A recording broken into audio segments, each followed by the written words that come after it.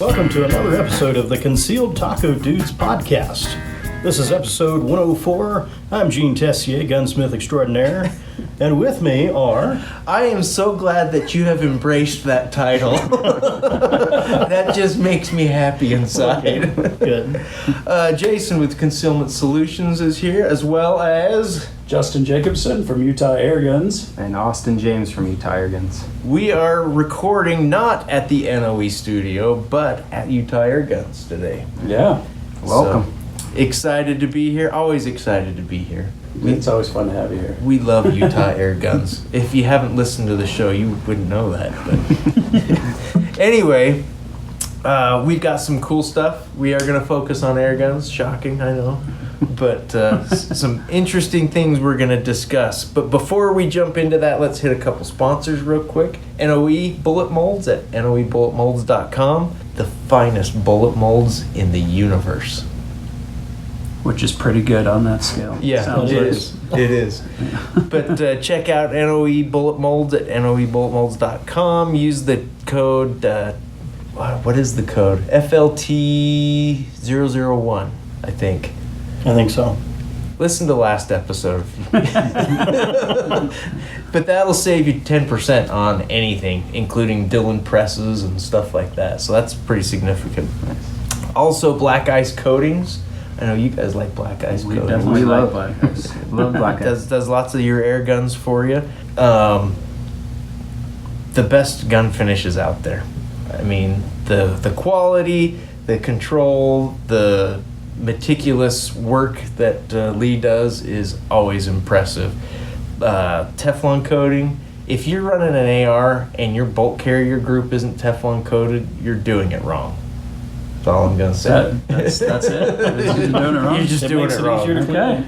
It runs smoother, it cleans easier, everything about it is great. So check out Black Ice Coatings at blackicecoatings.com. Call them up and talk to them about what you need and just tell them slickery. Slickery. Tell them slickery. Tell them, I don't know what'll happen, but it'll be fun. I've never figured out why we say slickery. Why? Because Why is that? Teflon is slickery. Oh, okay. It's like slick and slippery at the same time. Okay. Yeah, Okay. it's that good. It's like grease knot. It is. Yeah. It is. Let's jump right into what we did with guns. Who wants to start? Don't be shy. Okay, I'll start. What did I do with the guns? Let's see. This week I shot a full auto Glock. That was fun. Glock That was 18? The Glock 18. That was really fun. Those are amazing Yeah. guns. Yeah, and it handled me more than I handled it. I was quite surprised. It's shocking. It was it's fun. shocking how a 9mm can move you in directions you weren't intending to be moved. Yeah, I was quite surprised, but it's fun. The rate of fire is just nuts. Super fast. So, yeah.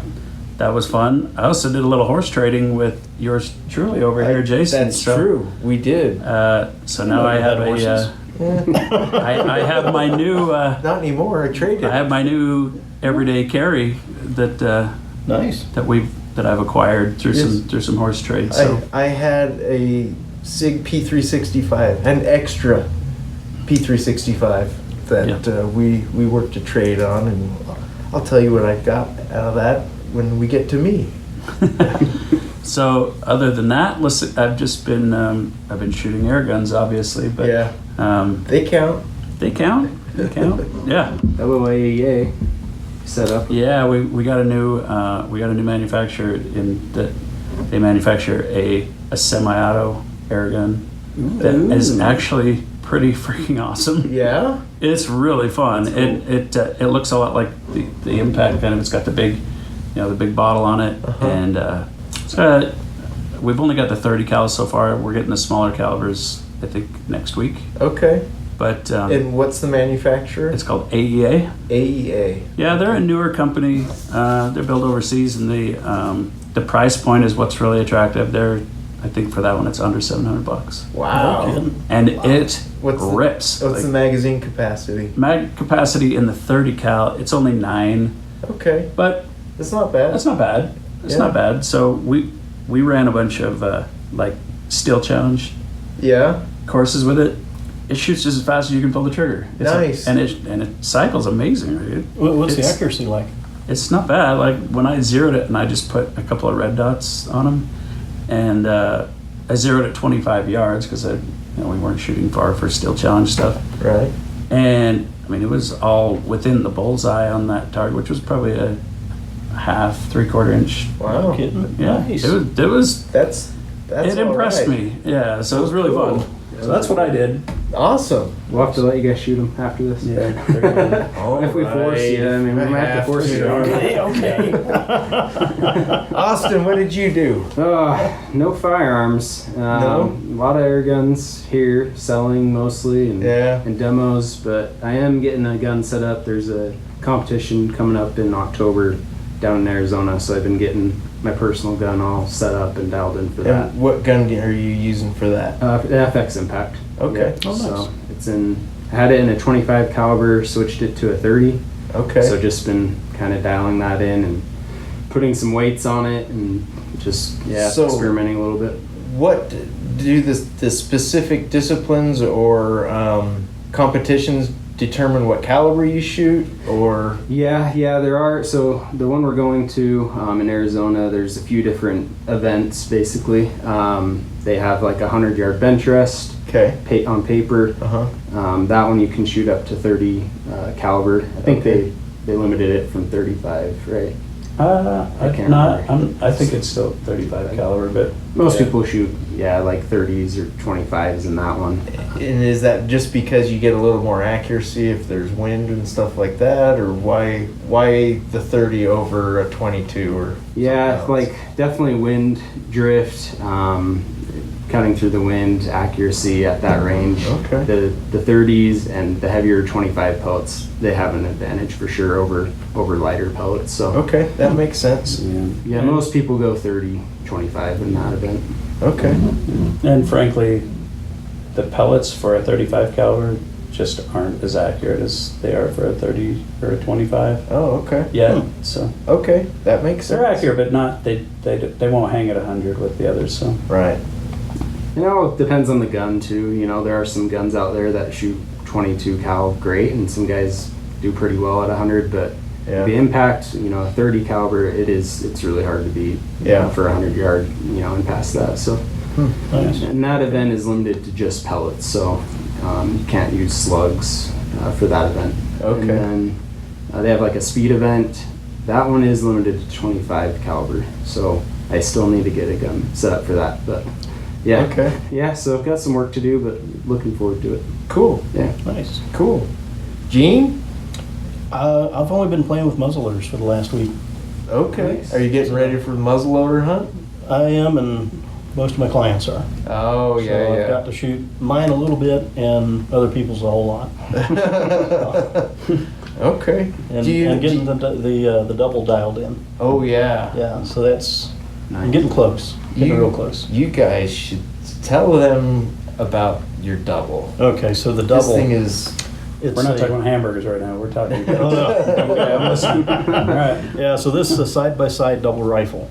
Okay. Hammer gun built by Joseph Lang and Son in London in about 1878. Wow.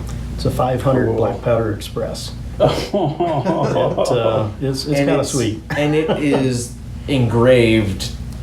It's got the real pretty Head scroll to engraving all over Typical English fashion, right? Yes. Really fancy. The Cool, thing, yeah. The Cool. thing is amazing. it. It's a beautiful and, gun. And so, what do you do with an heirloom relic Shoot it, like baby. that? Take it out. Shoot it. He's gonna go hunt elk with it. Get some love. Yeah, That's awesome. that's what Very it was cool. built for, so. That's awesome. true, and I respect you for that. I think that is awesome. That's pretty cool. So, what did you do? For me, so I did some swapping. Nice. Like I mentioned, I had an extra P365 that I didn't know what to do with. So Yeah. I brought it down to Utah Airguns, and Justin decided he wanted it, and I picked up a Benjamin Marauder. Oh, nice. So Pistol. it's a pistol, yes, Oh, that's right. They pistol, do it in okay. a rifle also. So it is a pistol. It's a rather large pistol, but it comes with a stock also. So you Oh, two nice. screws, the grip comes off, and this Okay. stock slides on. So basically, it turns it into a carbine. Yeah, I remember they used to have they probably still have it, but they had a little pump-up target pistol. Yeah. That also had a stock setup. In fact, it's very, very Probably- similar. Yeah. Okay. Yeah, it's Very yeah. nice. Yeah, pretty But this cool. is a PCP Nice. in 22, and then I put the Huggett Atom, I think, moderator on it. Yeah. Little tiny thing. Yeah. And then I had a Sig Romeo 5 sitting on the bench that didn't have a home, so I put that on it. Sits a little bit high on it, so it's not perfect, but holy crap, that thing, the trigger on that is really impressive for the price point. Yeah. I mean, it was what, $380, I think, is what those retail for Yeah. for Nice. the gun. And the trigger's adjustable, but I don't think I'm even gonna touch it. I'm really So- happy with how So do it's you set like up. it more than the Diana? I do. Really? I Okay. do. The stock makes a huge difference with Yeah, accuracy. that's understandable. But here's the thing, and I was telling Justin about this before. I've been living in the house I'm in now for about 24 years. When we first moved in, there was this little evergreen tree like right up against the house. I'm like, why did you plant that against the house? That was stupid. So we took it out. Anyway, I've been living in this house for about 24 years. This pine tree, evergreen, whatever it was, too close to the house, we took it out. These sparrows that we didn't know lived in it then moved into my carport and then proceeded to poop on everything in my carport. Yeah. And No. so I evicted them from the carport with much effort. And now they live, there's about 50 of them, I swear, that live in this really thick ivy that grows on the fence at the end of my chicken coop. Oh, nice. Jeez. And now they just eat all my chicken feed. Yeah. So, Diana Bandit was going to save me on this one. And Diana's got a little Hollow Sun red dot on it. And it's great, but I just wasn't having much luck. These things don't sit still. Okay. I picked up this Marauder pistol, and since Monday, there's 11 less sparrows eating my chicken feed. Yes. Nice. Don't learn quick. So yeah, I'm super happy with that gun. Very nice. Like I said, I'm all about the value stuff. Right. You know, Yeah. and that thing surprised me. They are an the price amazing point. Yeah. It has way exceeded my expectations. The Diana, I was like, what are they, $180 or Yeah, something like yeah. that? I didn't expect much from it. Just that'll be a fun little plinker. The kids will have fun with it. It's a cool little gun. It is. Yeah. But that Marauder is way beyond that thing. I'm super happy with that. Nice. But anyway, Well, and I gotta say, I love hearing people using the air guns for what air guns were originally designed for. yeah, Taking care of household pests. yes. And, I use mine for shooting mice in the shop. Oh yeah. And it's great for that. I love it. And it's great to hear other people doing the same thing. So, Yeah. They're ideal. And this thing, I was a little skeptical of that moderator, the Atom, because it was so tiny. This thing is dead quiet. Nice. It is so quiet to the point where if I'm shooting one of those sparrows and it's not standing next to others when it explodes, the others just kind of are like, well, I don't know What where was that? Joe went, and they don't all fly off. Nice. So I got 3 inside of 30 seconds. That's awesome. Because they're just standing around. Whoop de doo. Yeah. Could have been 5, but you were laughing too hard. Yeah. I almost had a double this morning. There were 2 lined up. Nice. Nice. Anyway, that's enough on that. Nice. We have a news story. We're going to jump right into the news. This one, the headline caught my attention. And before we get into it with this headline, I don't want anybody listening to think that we are cop bashing, because we are not. We love the cops. They do an awesome job. 100% supportive. But you just listen to this story. Full disclosure. All Full right. disclosure. Ready for this story now? Interesting. Yeah. A Fort Worth man who shot a Texas state trooper is facing no charges after learning a plainclothes man outside his front door and who had followed him home in what he thought was an act of road rage was a law enforcement officer. What? Very weird. In an interview, and I won't use full name. In an interview, Russell, this is the shooter, said he and his wife were driving home near Halsett on April 23rd when he saw two pickups that appeared to be racing behind him. Two trucks came flying by us at a high rate of speed, he said. One of the vehicles exited the highway and the other ended up right in front of them. I visibly see him look in his mirror, shake his head like this, which Okay. it's no good in audio or typewritten. But he shook his head like this, and that's when he brake checked me. It was very deliberate. So, for those of you who don't know, a brake check refers to someone slamming on their brakes, forcing the car behind them also to suddenly brake. He said he thought it was road rage, especially when the driver started chasing him, even onto a Walmart parking lot. That's where I saw him giving me the finger. Okay. Yeah, Wow. this Sounds is like road rage so far. It Yeah. does. Concerned for the safety of him and his wife, King said he tried to speed away through traffic, but the driver kept coming. He was going into oncoming traffic and made a bus swerve. Yeah. Whoa. Yeah. Jeez. Okay.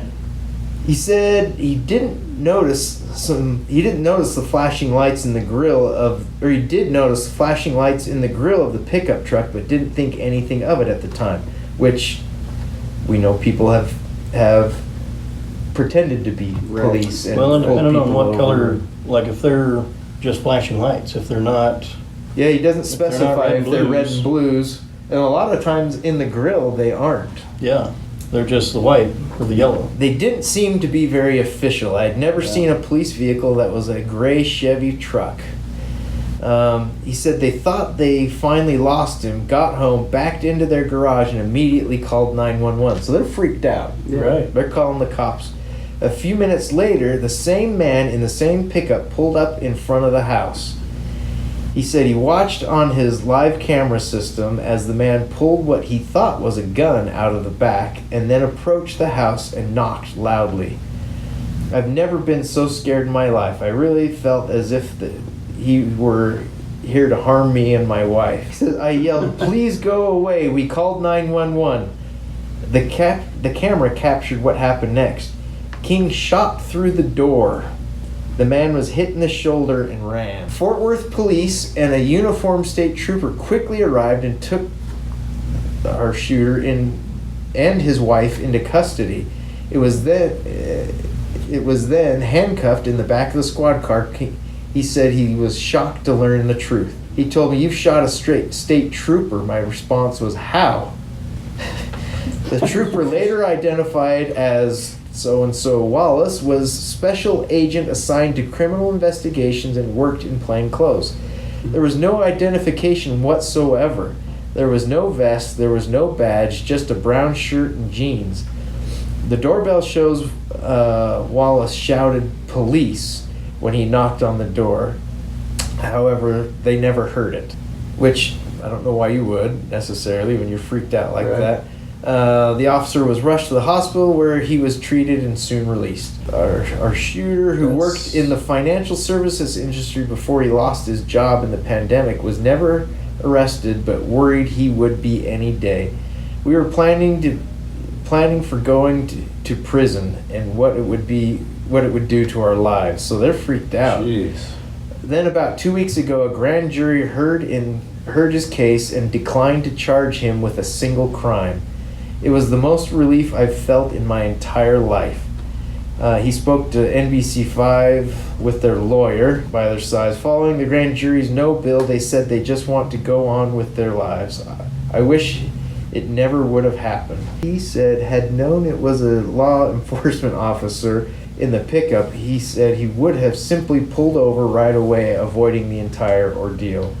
The Texas Department of Public Safety did not immediately respond to their request about Wallace's, the officer's status, or whether he was ever disciplined. The department declined to provide a copy of the Ranger's report under the open records law, even after King was no-billed by the grand jury, claiming the case was still under investigation. Wow. So, Wow. what do you guys think? Well, I think the guy probably did the what most people would have done. I think. Just to a degree. I think Shooting through the door is iffy. is a problem. Shooting through the door is iffy. I agree. Yeah, because you can't positively identify who you're dealing with. Right. You And can see him on the camera, but that's not quite the same thing. right. And in my opinion, at that point, you aren't in critical danger. Yeah. Now, if he's got a gun and he's shooting through the door at you or threatening to do so or something like that, I think you could be justified from that angle. But I feel like it all went wrong from the brake check, though. yeah, Yeah. Yeah, oh, for it sure. definitely did. From the brake check, shaking your head, like, Well, flipping him off, I mean, giving him the Yeah, finger, like giving him the finger, that, I don't see how he could have thought it was assumed a it cop. any other way than. I agree. Yeah. Now, there's two sides to every story. Right. Mhm. That cop has his own side of what really happened. The fact that they aren't releasing any records and that they aren't arguing that they aren't pressing any charges tells me there's something going on. Yeah, there's definitely. That maybe this guy's had issues like this in the past, yeah. and that's unfortunate. That could be. But I thought that whole story was just crazy to me. And the thing is, we do have, kind of a summary of the whole incident. Like, it did go to grand jury. Yeah. They decided not to press charges. It'd be interesting Yeah. to see all the evidence. Not only they didn't just like lighten the charges, it was like We're not hitting We're you gonna with pretend this never happened. anything. Yeah, exactly. Can we just just sweep this under the rug? And the thing about grand jury charges, there doesn't have to be a whole lot of proof. Right. Yeah. There just has to be a hint of an aroma of some proof, and it can go forward. That's yeah. how grand juries work. Yeah. They don't have to have any proof. They just have to prove that They should go. That they that they should go to trial. Yeah. And there's this little kernel of evidence that they can look at, Yeah. and a grand jury will typically move ahead with it. Then the fact that they didn't says that there's a whole lot of stuff that hasn't come out, that will come out probably, that that both sides are probably at fault for something, but Yeah. I'm pretty sure that officer did some things he shouldn't have been doing. That's so. the way it would appear from the story and from the Feels- end result. feels that way, Yeah. Yeah. Anyway, I thought that was That's pretty interesting. wild. Yeah, There's good cops out there. Most of the Oh, cops yeah. out there are good cops. most of them are. There's There's some squirrely ones. There's some squirrely ones, and this sounds like this was one of them. Unfortunately, it makes it hard for the good guys to do their job when Yeah, you've got guys sure. like that. So Yep. Anyway. For sure. I hope you enjoyed that. It was That's a crazy news story. interesting. That is a crazy one. Let it rip, Gene. There we go. I saw a thing one time about how you keep your Velcro from making noise. So like if you're in a tactical situation and you've got Velcro that you need to open, instead of doing the slow rip, Yeah. you just go, ah! Okay, that's pretty stealthy. I like it. Yeah. That was really stealthy. That wouldn't give away your positioner at all. No, nothing to see here, folks. Huh. Okay. We're gonna do, even though Taco's not here, apparently he's on his deathbed or something. I What? don't know. I don't know. Yeah, poor guy. He's weak. He's not here, so we can tell. Anyway, we're still gonna do a Taco's top 5. And Taco's works. top 5, rather than each of us picking 5, we're just gonna talk about more or less 5 must-have air guns. Since we have our air gun experts here. Yeah. I will get the ball rolling. I think everyone should have a Marauder pistol. You know what? all right. It is an ideal gateway gun into air I guns. can't argue that. Yeah, they're inexpensive. they're to perform amazingly well. Weigh almost nothing. Yeah. So, yeah. So that's my pick. All right. Who's Well, going next? I'm gonna be quick. Okay. I like practical guns, Yeah, mostly. that's where I'm at. So in my shop, I've got the Diana pistol, Okay. and I've got an old Beeman break barrel. Okay. And, for Our what I baby. do, those are great. Yeah. Because if I need to shoot a critter that's in the shop, I can Yeah. do it with those. Without and- blowing a hole in your wall Yeah. or your ceiling or your Well, floor. it will. It'll go through the drywall and into the Yeah. one layer of the plywood on the outside, Right. not both layers. Exactly. And, that was my point. Yeah, and it's real easy to load. It's, you don't have to have a scuba tank handy. Yeah. But I am going to be getting one of the nicer, probably the FX Royal Crown. Yeah. Yeah, whatever that one's called. The Crown Okay. Royal. Yeah. There is a Royale, and it was followed up with the Crown. So, Okay. Yeah, I so think you it's were the right on Crown. both cases. So. Yeah. Yeah, I'm going to get the Royal Crown Cola. That's what There I'm you go. going to Let's get this party started. Okay, let's go. So you're going from extreme budget to the opposite end of the spectrum. Well, because you need your beaters to take care of Yeah. shooting stuff around the barn. Yeah. But then occasionally you want to have something that's really nice that you can hit stuff that's really small out at distance. True. And last time I was in here with Thaddeus and shooting that the Royal Crown Cola gun they got down there, I'm not sure which one it was. It was the Royal or the It's Crown. It was a Crown. Is it a Crown? It's one of Okay. our range round, and that gun has probably 30,000 pellets, at maybe. least. At least. I was hitting the Tic Tac target every single time with that gun. Yeah. That's awesome. And it's literally the size of a Tic Tac. This is Oh, yeah. the smallest target I think I've ever shot at. Yeah. And I was hitting it every single shot. Yeah. And that's just sold me on that one. So that's going to be the one I get next. So So you can shoot That's a the mouse must-have, running across sure. the far end of your yard in the eyeball. yeah. Yep. Okay. Yeah. Awesome. There you go. So All right. We will turn it over to the experts. What do you guys think? I don't know. It's really hard to pick a top 5 specific guns Yeah. because there's so many great options. It's more of the use cases like we're talking about. Yeah. Someone needing something very small, compact, lower power for Yeah. pest control at their house versus someone going after deer with a big bore air rifle Okay. versus having Yeah. a competition set up. There's just so many good options depending on the So, use case there. Let's leave the competition end aside because that's a can of worms. Yeah. That Yeah. could go on Yeah. for It is. days. It is. and you've intrigued me by the taking of deer with an air gun. Yes. So Yeah. We need to make that happen in Utah. Because I would sell my muzzle loader if I Yeah. could use an air gun. So you can shoot So them much with simpler. the air With the bows. arrows. Yeah. Right. Yeah. We need to definitely work on getting it with We're the working slugs. on it. The only reason it hasn't happened is because of the federal excise tax. Right. The Pittman and Roberts tax. Which is easy to get around. It's like, okay, I'm going to hunt with an air gun, so my tax is going to cost this much, or my tag's going to cost this much more with an air Yeah. gun than it would with. It's easy. Yeah. I proposed like an airgun stamp Yeah. to the state, and they went, yeah. And that's as far as it's gone. Yeah. I'm like, guys. You need to be the Let's squeaky catch this wheel. while it's hot. You need to be the Yeah. squeaky Yeah, wheel. I know. We do. So let's just talk about not necessarily something for somebody new getting into it, but maybe just beyond that. Yeah, kind of mid-level. Yeah. I really love the FX Wildcat. It's awesome. It's a bullpup style gun, but super reliable, super accurate, durable and rugged. You can throw it in the truck, but has the same accuracy as the high-end Yeah. brands and rifles. So that I would say it's an awesome gun. Okay. FX Wildcat. Cool. I had one for a while. Yeah, I liked That's a it. great They're one. great. Yeah. You just can't shoot it from your left shoulder very well. Yeah. Yeah, that's true. There you go. Anyway, So I would say top 5 cover the spectrum. You need a big bore. okay. What's So your that's what would we're be talking your about. So what would be let's your say big bore pick? so let's say a Air Force Texan 50 cal. Okay. Okay.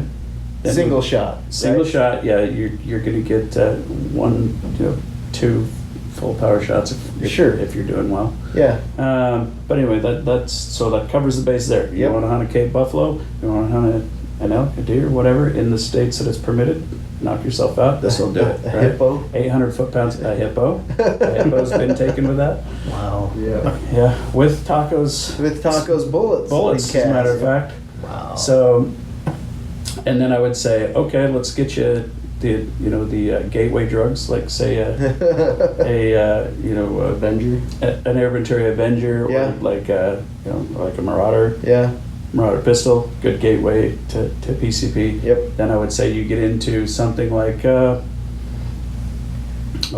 would say, let's call it an AEA semi-auto Yeah. for the fun Yeah. hunter semi-auto. Yeah. Go rip shots off. It's not as quiet, it's not as accurate as the next level, but it's Right. awesome for hunting and Right. just fun stuff. Be a good bunny hunter. Yeah, Oh, yeah. And then I would jump into like, say, something like the FX Impact where it's a do-all. That gun is Yeah. a switch caliber. It goes from long, short, high, big magazines. You can turn it up, you can turn it down. Power-wise, it'll do pretty much whatever you want, but you pay for it, Yeah. Yep. So, and arguably one of the most accurate air rifles ever made. So, there. How's Cool. that? Nice. Cool. I don't even know if that was 5. But probably Yeah, not. But pretty 4 or close. 5. Right in Between there. all of us, we hit Right at in least there. 5. You get the picture.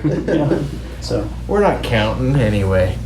Cool. I love air guns. I'm shooting air guns more than anything else right now, just because Yeah. it's easy, it's cheap. I can buy pellets whenever I want. yeah. And they're not expensive.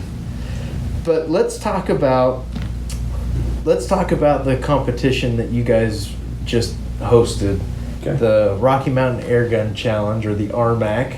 Yep. I was out there for a little bit, for a couple of the days watching, and you put on a good event. Thank you. Thank you. I've only been out to that range in Springville once or twice, and it was years ago, and so I rolled in, and I'm like, you cross that little dam, and it's just like sponsor flags and everything. I'm like, oh, this is awesome, and I come around the corner, and I see like 4 cars, and I'm like, okay, and so I park, and I'm like, there's not very many people here. And then I go around the corner, and I'm like, holy crap, there's 5 food trucks, there's 2 ranges full of people, and I'm like, oh, there's the parking lot over there. Yeah. So yeah, pulling in, I was like, oh man, I hope this is going okay. We packed as many people as you could in there, I think. Pretty Yeah. close to. So talk about the history of RMAC, how the event this year went, and what you look forward to in the future. Okay. So it stemmed from an idea that a friend of mine that he shoots a ton of PRS competition, NRL stuff, and he was, hey, we should try this, and we did. We mocked up a small competition about 4 years ago, and we did, and there was only 20 of us, and we set it all up. It was all new to us, Yeah. shooting from, and it was just like an NRL style shooter or a PRS, where you shoot from obstacles, barricades at different distances. Cool. And we were like, oh, that's pretty cool. And then we decided we were going to host our first actual competition the next year. And this was after you had started Utah Air Guns. Yeah, so the first year was when I was still in my gas station. We were just kind of selling them out the back door. back door, basically. Yeah, so that's where it started. But then, so we had started the new shop, separate Utah Air Gun shop. I think were you? So I came on 2017, and our first year of RMAC was 2018. Okay. So it was within about a year of me coming on. Okay. Yeah, and that's when we hosted the first one, and we had a 100-yard bench rest, we had 25-meter bench rest, Yeah. and we had a speed competition And then we had big board. and big board. Yeah. So that was the events then, and went really good. It was actually a quite a success, and I'll be darned if we didn't learn a lot. bet. What not to do, and what to do, and Just the effort too, and putting in events. We were talking about it before the podcast. Yeah. Like anytime I go to a big event now, it's like you really appreciate the work that goes into Yeah. it. You know? Yeah. Usually you show up You have and you no idea. enjoy it, but you don't see the behind the scenes. There's stuff. there's Yeah. so many gears moving at the same Oh, time, man. and to get them all lined up, so everything happens when it's supposed to, and yeah, there's a whole lot going on. Yeah. And most of the time that never happens. Yeah. But you get good at making it look like it did. Yeah. You hide it well. Yeah. So yeah, as long as everything flows and the participants don't notice, you're all Yeah. good, right? Mission Right. accomplished. Yeah. But so that was the first year, and we gave out decent prizes. I mean, the bench rest was $5,000. Wow. Yeah. And rapidly, decreased in value there. But Right. Did you at that time? Did you have a pro class and a sport class? Yep. So Okay. we did. We always have had a pro class, which to qualify you as a pro is if you're actually in the airgun industry, you're kind of automatically a pro unless you Okay. kind of just work for a shop and you've never done it before. We'll let you With that, kind of slide in, yeah. let you get your feet wet in the sportsman's class. But or if you've won a major airgun event or placed in the top 3, you're now You're a pro. considered a pro. Now you have to compete. Okay. So, and then we have the sportsman's class, who's obviously open to Anybody? anybody who wants to come compete. So What are the entry fees for a pro shooter and a sport class shooter? so this last year was $350. Yeah, $275 for sportsman and $325 for pro. And does that Okay, get yeah. you in every event, or is that just per event? Yeah, it gets you access to all. Okay. A lot of times, like we'll have certain events fill up quicker than others, so they sign up like as a wait list, But Yeah. yeah, basically it's not per event. It's kind of a one-time fee for that gets the you whole into event. whatever you want to shoot. Yeah. Yeah, and it's kind of a first come first serve. So if you Yeah. register first, you can Get you your can enter pick for of all of whatever them if you you want. We It's a filled little. up quick this year. We did. Yeah, and well, let me backtrack a little bit. So second year we did $10,000 as the grand prize, and that was Wow. like the most that anybody ever heard of That's crazy. in that Wow. retrospect, and for the pro class, and then I think it was 5,000 for the precision. Yeah, I think we give 5. Man, it feels like you would think it was 10 years ago Yeah, I with our know. memories, but anyway, so I like to vary the details, but it was getting good at that point, and that was our second year. Last year was going to be our third year, obviously it got canceled because of Yeah. our lovely Yeah, COVID situation, Yeah. and then, but we were already, things had gone so well with the way things ran the first couple of years, and the worldwide attention it got, which That's what's even we crazy. were taken back by Yeah. that. To be Yeah. honest, it was like, okay, the second year, I think we had 9 countries here. Yeah, and even Wow. the very first year, we had some of the big YouTubers from overseas come Yeah. over for it, and it was just awesome that like we were just getting started with this, and Yeah. they were just Yeah. clamoring. It was like, Yeah. okay, there's a real interest here, and That's awesome. Yeah, it was pretty flattering to see like kind of the who was who in the industry was there, and they wanted to be there, and they wanted to compete, and they wanted Yeah. to win, and so it was a really. So how did you market it to attract the attention of people like that? Or did it just happen by accident? No, I mean we definitely No. pushed it hard, but there's not a lot of competition Yeah. in this world, and people were hungry for it. I think definitely prize money, Well, always, sure. Yeah, prize money and draw and some people. One thing that I think we've done well is I've been able is get people excited about things. Yeah. And so we'd reach out to sponsors and we reach out to shooters and kind of like, hey, influencers out there, we want you to come and here's why. Yeah. And we want you to be excited about it and here's why and here's how big it's going to be.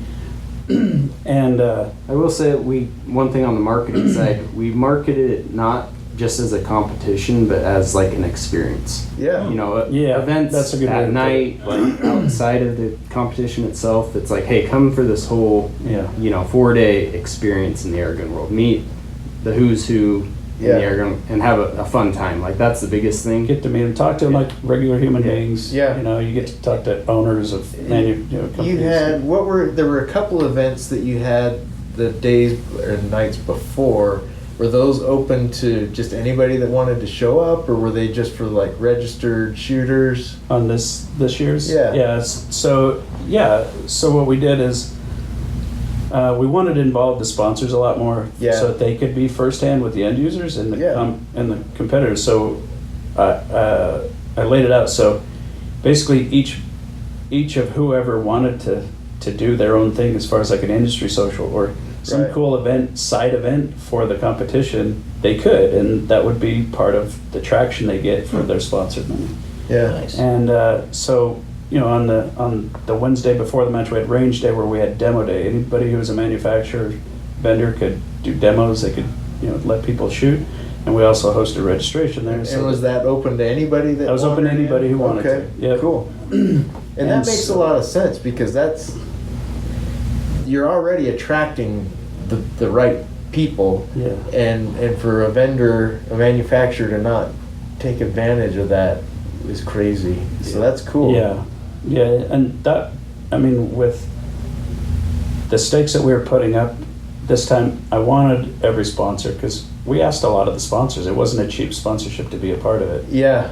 And they were all very enthusiastic about being on board because they knew what the buildup was. Yeah. This had become not only just the biggest airgun event in the world, but one of the biggest shooting events in the world at this point, believe it or Cool. not. Wow. And Well, that's surprising because the popularity of air guns, I think, is much greater in Europe and Australia and New Zealand, in the countries that are far more restricted on firearms. And so to be able to say that you've put together the premier air gun competition in the world in the United States is saying something. We're pretty proud of it, for sure. You are? Yeah. There's been a lot Yeah, of blood, so- sweat, and tears and going into it. Yeah. So it was cool to see it come Yeah, together. and I'm not gonna lie, it's been a bit of a flattery. I don't know how you say it. Yeah. But it's been really rewarding, or I'm reeling for words right now, but rewarding. humbling, yeah, to see how many sponsors jumped on board and looked at this as like, if there's an event, if there's a shooting event that we're not going to miss, it's this one. That's awesome. And so we again, I wanted to make sure all the sponsors got their Yeah. money. I never want a sponsor to be like, feel like we kind of get screwed here. Yeah. Feel like they kind of just took our money and swept us under the rug. And I've been there. I've sponsored things where I'm like, no, you're welcome. Yeah. No Yeah. mentions, just kind of like, I've been on thanks. that end of things many Yeah, times of course. too. So anyway, so we, on the range day, we also had, like Umrex Airguns. They wanted to do a cool party where they're like, hey, anybody who wants burgers and dogs and drinks and snacks that day, come on over. You can shoot our new stuff. Check it out. So it was awesome. Yeah. And they had a good time. And then Air Force Raw, which is a U.S. company, and they've been in the airgun world for quite some time now. They're kind of one of the early Well, yeah, they pioneers. definitely were one of the early in guys, especially in the pre-charge world for Right. the U.S. But anyway, we kind of networked together with Pulsar Night Vision and Thermal. Okay. And they happen to be kind of industry buddies as well, and also neighbors in Texas. So Oh, okay. So they already had a they relationship. said, "Hey, let's do something cool." And I said, "Guys, if you want to do something, let's go. Like, let's get it. Yeah. Don't mess around." And he said, "Well, what do you have in mind?" I said, "You want to do a night shoot?" I said, "I'm not Nice. doing it for free, Yeah. but I will make it awesome." I said, what do you guys think about it? And they're like, "We're listening." What do you got in mind? I said, "Well, I need you guys to be just as excited as I am. So here's what we're going to do. We're going to put on a night event. You're going to be able to shoot air guns with night vision, with thermal, at targets, and anybody who wants to come try it can do it." Nice. And so that's what we put it together. So we'd have, and they had food and snacks for everybody, and so they put it on. We had giant gobo lights that projected their logos up on the mountain. I mean, giant, probably 100 feet.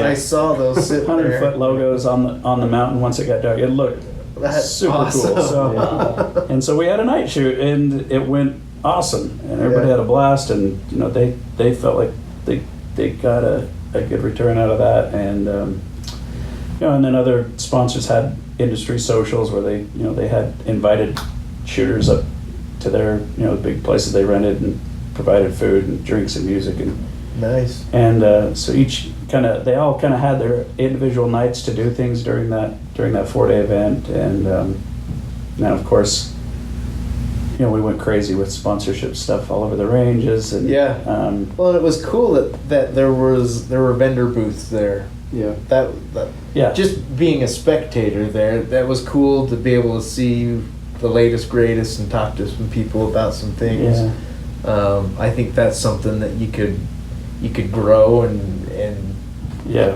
I don't know if Yeah, and I think that going back to that, making it not just a competition, but more that trade shows slash. That's what we kind of wanted to happen. That's what we wanted to happen, and it worked out great. Well, and I think having that kind of stuff, the food trucks was awesome. Yeah. Having and not just one food truck, but there I was. think we had like 5 at a time. I right? think you did too. Yeah, Yeah.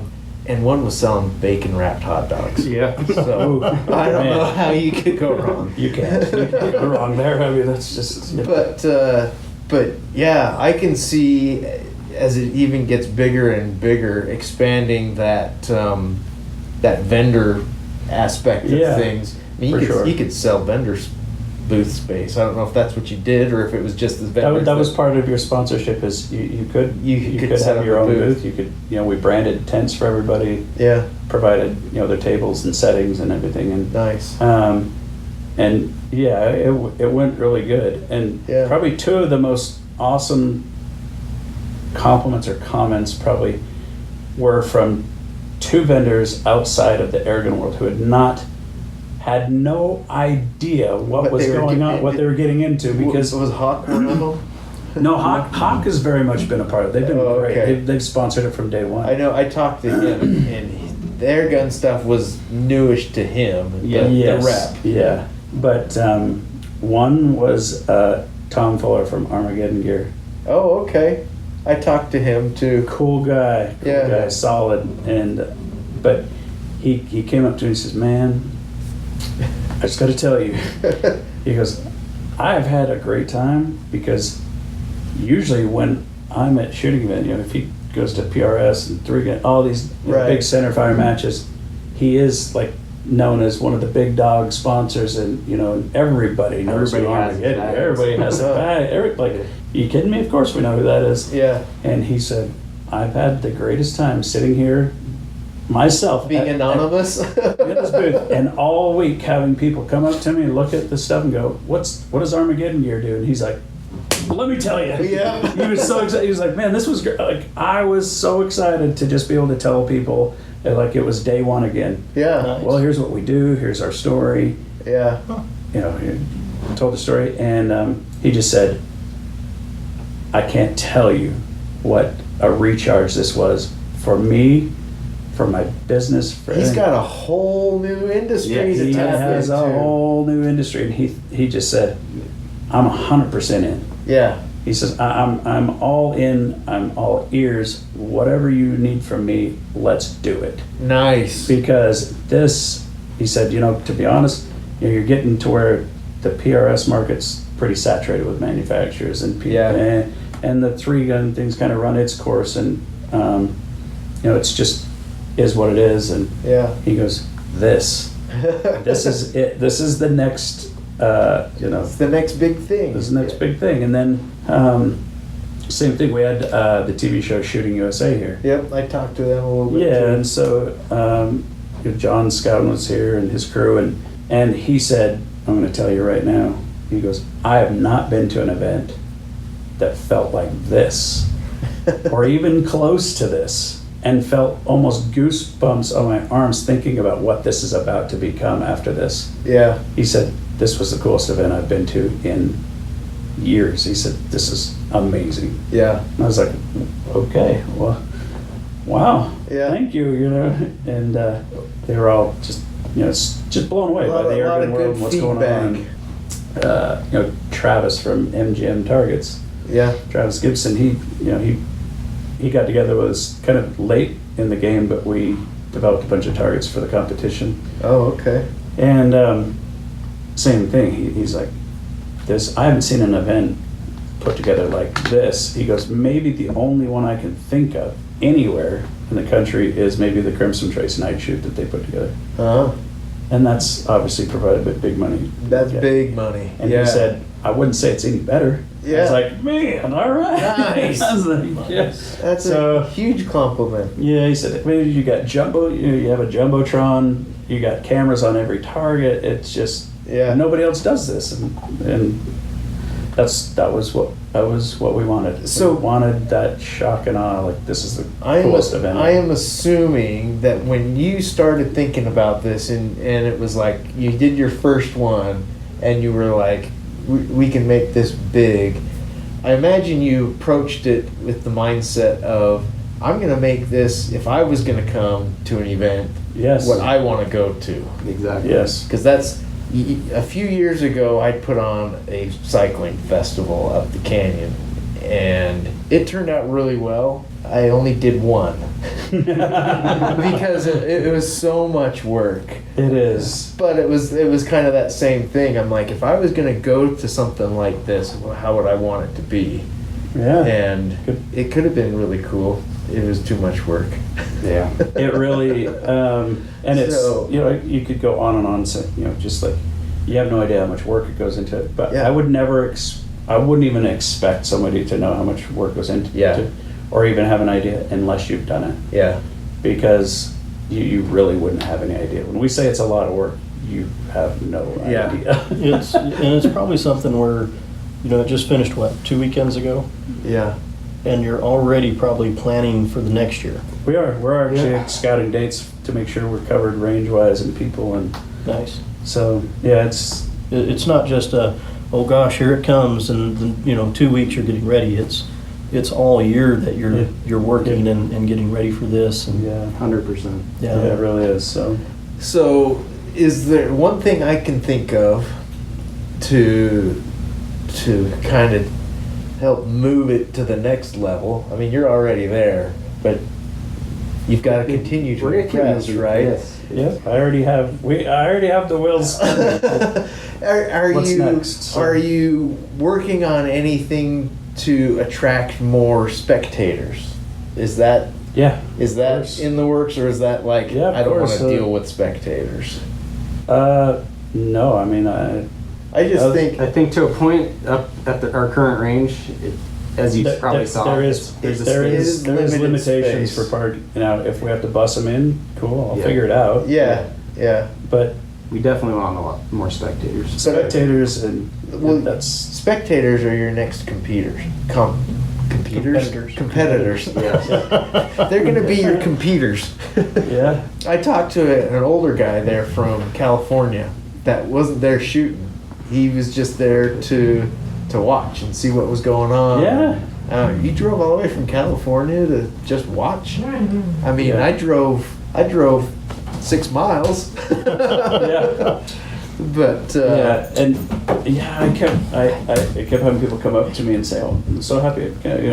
I drove from Oklahoma to watch, and I'm going, just to watch. "Okay, Yeah. all right, And well, see, thank you." And that's kind of what I'm saying is, if you draw, you're gonna. Ultimately, we do things like this.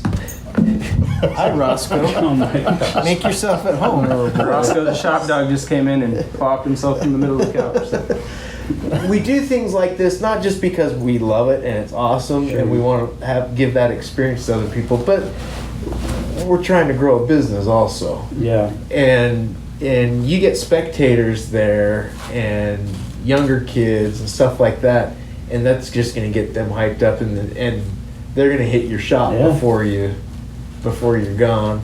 That might be another thing as the spectator end of things increases a little bit and it's a little more accommodating for a bigger crowd. yeah, Is maybe you have an online shop also.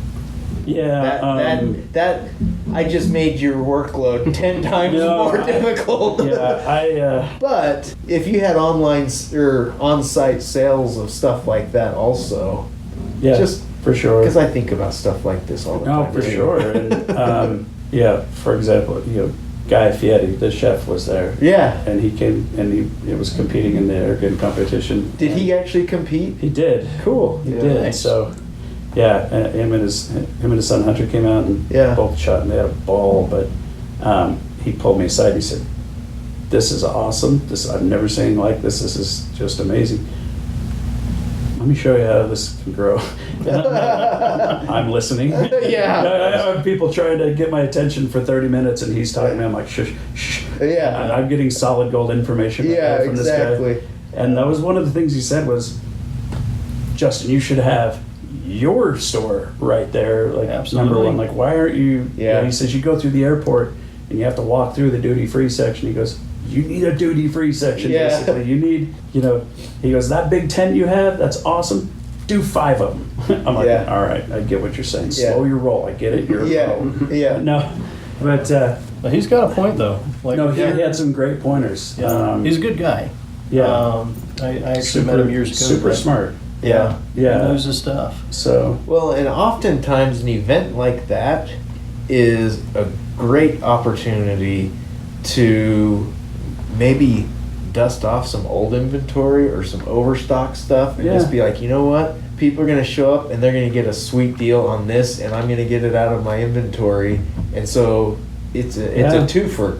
You Yeah, get a for customer sure. that's super happy because they got a sweet deal because they came out to this event, and you're Yeah. super happy because you got rid of something that was sitting in the back corner that you forgot about. yeah, for Um, sure.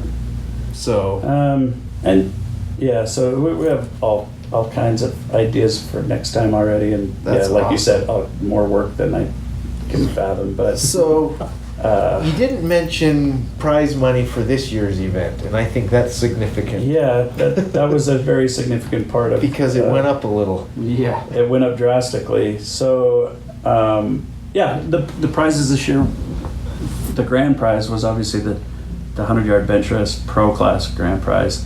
First place won $21,000. $21,000 for shooting a toy. That's how you want to put it. That's exactly what it was. No.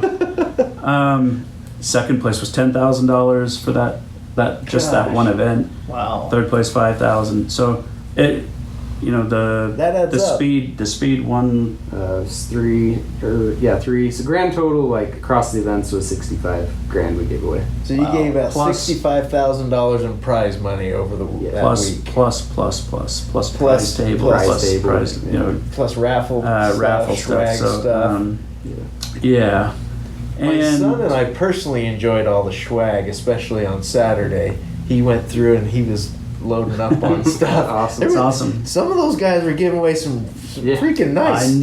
know, huh? I saw that. Yeah. Even I was like, you guys are just giving this away? Yeah, Yeah, man. I'm like, you guys are awesome. yeah. Awesome. It was Yeah, really so- cool. Yeah, and part of that big prize. I mean, obviously, the goal. The goal to this whole thing, and luckily, all of our sponsors get it. They know what we're about and why we're doing this. It's to Right. build the entire sport. Yeah. Right. Yeah. Everyone benefits. Yep. The way we marketed this shoot again was not to air gunners necessarily. Yeah. It was to shooters. We wanted shooters, and Yeah. we got shooters. Yeah. We had shooters show up. Yeah.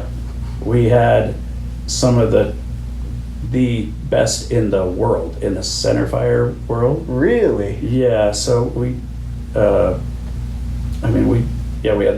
the Russian, 4-time world champion bench rest shooter here. We had Wow. yeah, so That's awesome. and so we had guys, like David Preston, I think he's number 4 in the world. PRS. He was like, I want in on this. They got air guns a month before the event. Oh Him my and his gosh. buddy. Yeah, it was like 3 weeks or a month, and it took them about 3 days after they got their guns to have custom parts built, installed. I mean, these guys were like, no. They know what you they look- want. Yeah. And at first they, because it was like him, Aaron Hip. Aaron Hitt, who's also another really good PRS shooter. He also is, Passion. Phil Catch. So we had Masterpiece Arms, we had Wow. MDT chassis, and there, so that whole gang were like, you know what, we see this now, and we're gonna come show you guys how it's done. And at first I was like, oh, I've heard this before. Yeah, Come show us how it's done. yeah. And And how did they do? and about a week later, 2 weeks later, he's sending me pictures of groups and stuff that, and I'm like, okay, this could be interesting.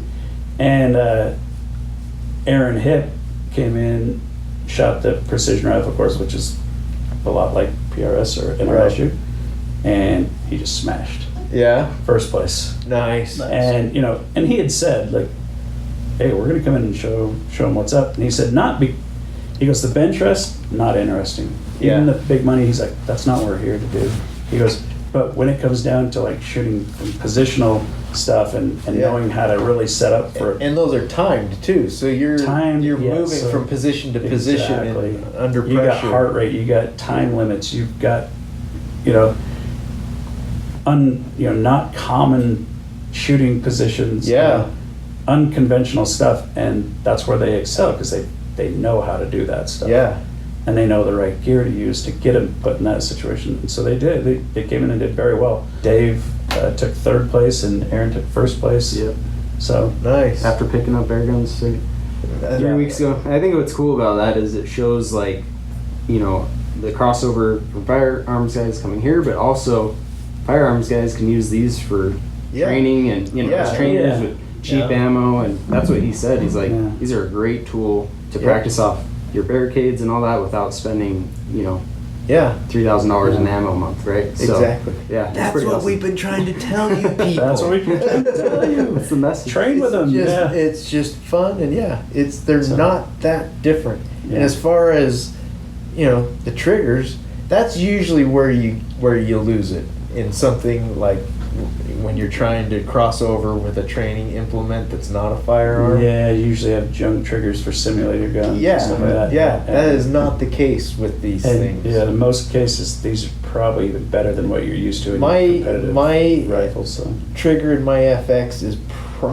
it is at least on par, if not nicer than my Geisley in my AR. Yeah. Yeah, yeah, I mean, and I say that comfortably. yeah, I would hope so. It's yeah. So it's nice. yeah, Well, that's cool. How many shooters did you guys have this year?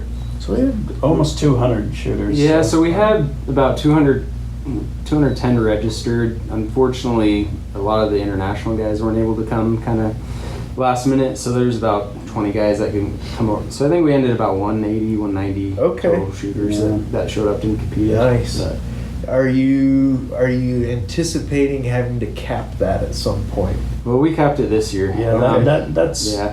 unless we change around events entirely. Or make it we 2 just weeks don't- long? Yeah, Let's let's not not start space. adding days. We just don't. We can't push it logistically any Yeah. bigger. Yep. But part of the discussion has been, okay, we may have to make RMAC the grand finale, the Super Bowl, which it kind of feels like it already is the Super Yeah. Bowl of airgun things. So maybe Pro have event. smaller matches that build But- up but- to it. But maybe do RMACs all over the country, at least regional. There you go. On not quite as big of a stage, but enough to. So kind of like if you're doing like triathlons, there's certain events that you have to qualify Yeah, for correct. by doing other similar Right. events. So that's kind of what you're talking Yeah, about. so that's been part of the discussion. We're not definitely not there Yeah. yet with what. No, how we but do that makes sense, and like you said, if you're growing the sport and stuff like that, that's exactly how you do it. Yeah. And maybe the smaller events, you're not going to have the jumbotron and the food trucks Right. and stuff like Right. that, and they're going to take place, on a Friday and a Saturday or something like that. Yeah. But they're going to get well attended, and they're going to Yeah. get the attention because they're qualifying matches for the Yeah. Super Bowl, like you said. Yeah, it may not be a $250,000 investment to host a competition, Yeah. but it'll be nice. Yeah, and I think that taking it to, it's in its infancy as a sport. And Yeah. like, for example, the pro and sportsman class, like what people consider them, so they'll say I'm a pro and just sign up as a pro. Yeah. But having a national ranking system eventually, Yeah. that's where you really can take it to the next level Yep. and get more sponsors involved and everything. So that's, I mean, long term, I think that would be the goal. And you guys are on the cutting edge. You guys are the ones that can put all that in place and make Yeah. that happen. Yeah, so That's and kinda that- cool. It is cool, and it's, again, it's humbling, and it's flattering and all that, because, you know, it's, you see things like as someday, Yeah. and we see it come about quicker than what you kind of dreamed Well, of, and it's been really cool. Yeah. So, When you told me the first one was 4 years ago, I was totally shocked. I figured you'd been doing this for 10 years Yeah. and you're just getting to this point. But the fact that you're handing out $65,000 in prize money on the 4th event Yeah. that you've done, that's amazing. That you That can is generate that incredibly kind of impressive. attention Yeah. from sponsors and people. That's yeah, That's yeah, no, really cool. to be honest, it still kind of almost feels unreal, you know? Oh, yeah. No way we that did just that. happened. Yeah. It might have been the 16-hour days for a week. Yeah. Yeah. My dreams, the torture, they'd only put, you know, interrogation people, I don't know, something, but yeah, but no, it's the bottom, and honestly, our goal has always been for RMAC is we grow the sport, and so everybody benefits. Doesn't matter if it's our brand, your brand, whatever. right. Understand that we're growing the sport Yeah. for everyone.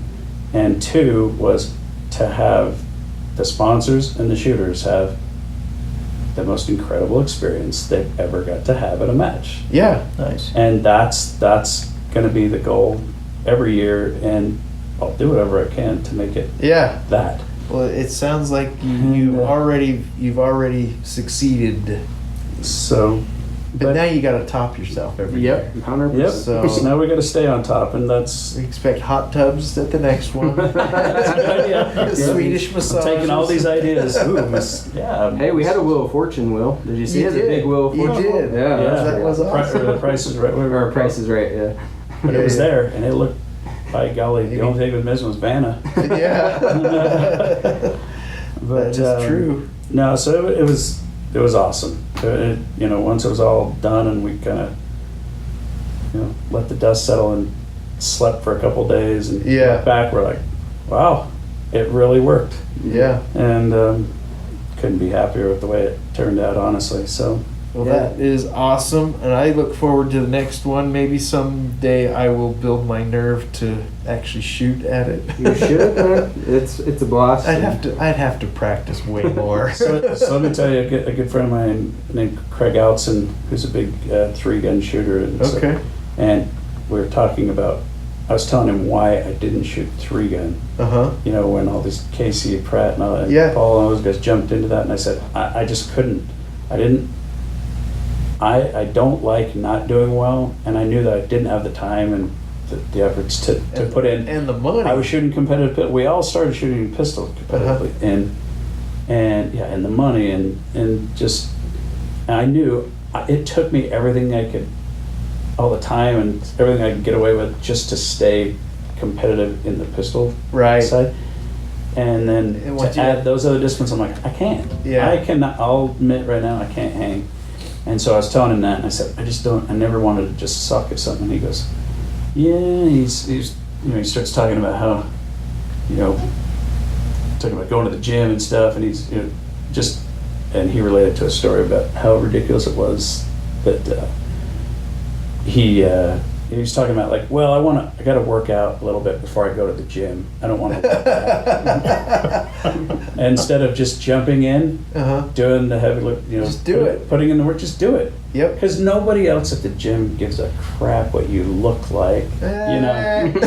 Well, the ones that matter don't care, Yeah, you know. yeah. The You're vain, right. the vain Well, a-holes can it's- keep their opinions themselves, but whatever. It's kind of like my oldest son, when he was probably like 10 or 12 years old, we had this conversation. This kid is super driven, super goal oriented, and It's your kid. this, I No, know, I'm just kidding. I know, no, we're still not sure where he came from. Well, you know the hospital switch babies all the time. I'm sure that's what happened. Yeah. But anyway, we were talking about something. I don't remember exactly what it was, but I'm like, why aren't you doing this? Why don't you try this? Oh, I don't want to try that. I'm like, why not? Because I don't want to fail.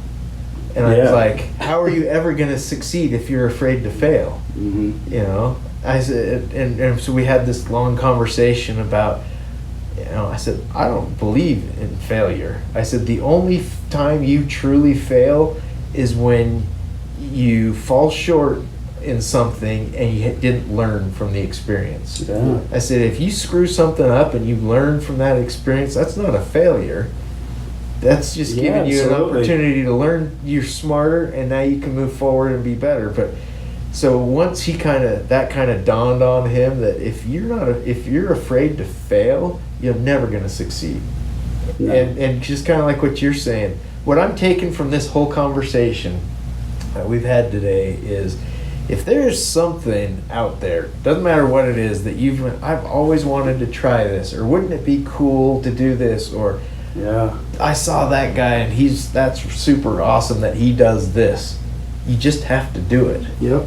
Absolutely. You know, and you know, and if we're talking about air guns or whatever, you may not have the best equipment. You may not be the most skilled. You may not be the most experienced. But if you don't get out there and try it, you're never going to be anything. Yeah, with it. Exactly. Well, and you would never have the desire to do what it takes to get the gear that you want to get to the next level or whatever, because if you don't do it, you'll never know. Yeah.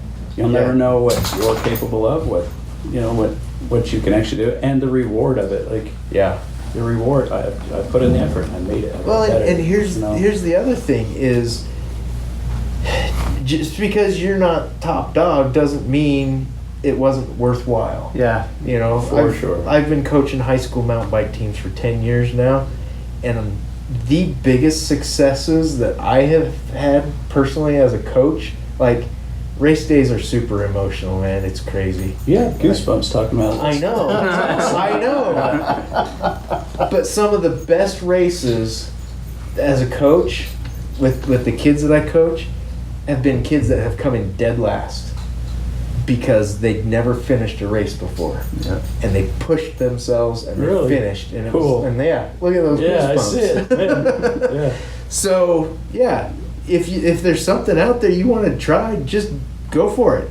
Jump in and try it. And if you fail, learn something from it. Yeah, and the other thing is, when you try something new, don't compare yourself to the guys that have been doing it for 20 years, Yeah. that are top in their field. You can't compare yourself to them. No. You've got to compare yourself to yourself. Yep. Right. And Absolutely. as long as PRs you're every day. improving, Yeah. that's all that matters. Yeah. You know? That's PR, get better. That's the way we coach too. Kid will finish the race. How was your race?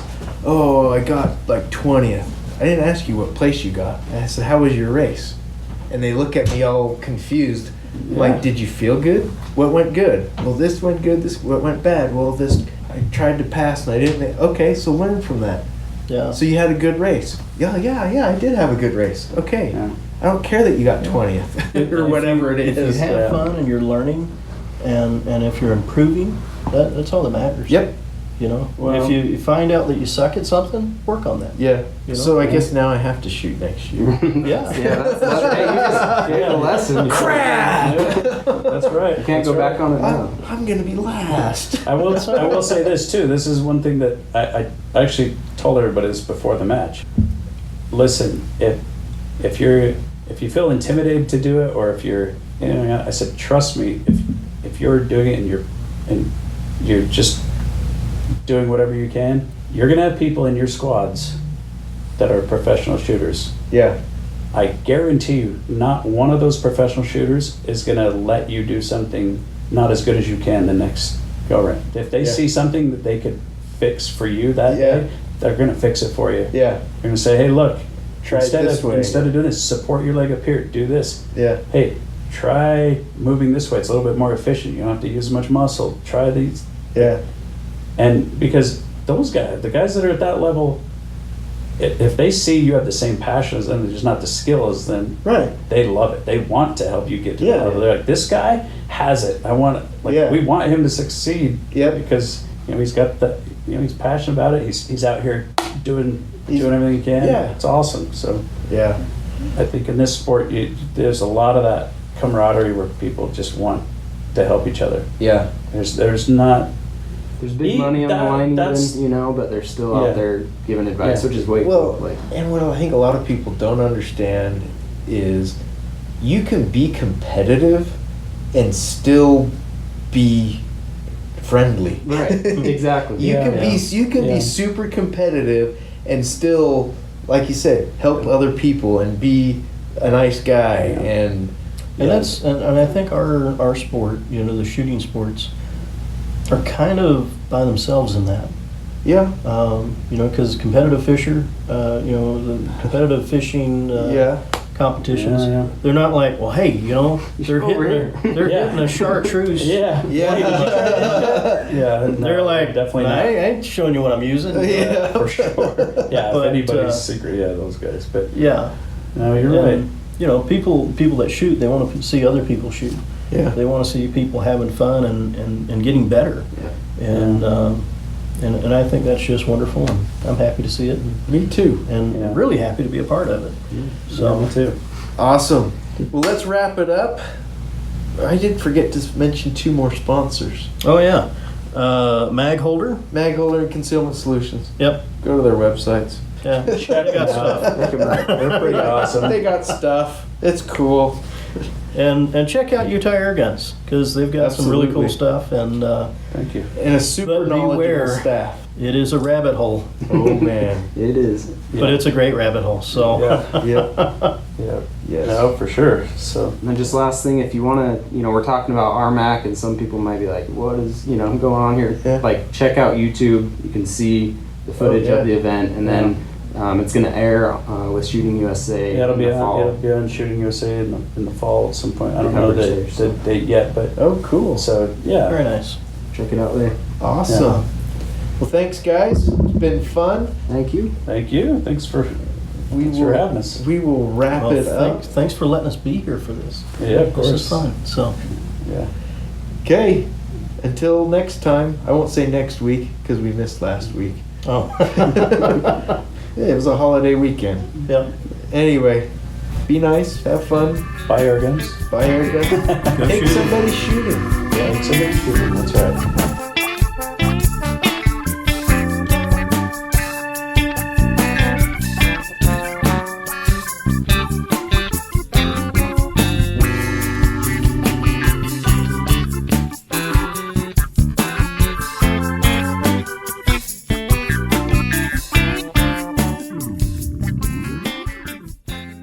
But it's true because there's a lot of. In fact, I talked to a guy. It's a dog trying to come through the Oh. It's Roscoe. Yeah, that got he's my a little, attention. he's a little pushy sometimes. Sorry. Sorry. Sorry. Sorry. Sorry. Sorry. Sorry.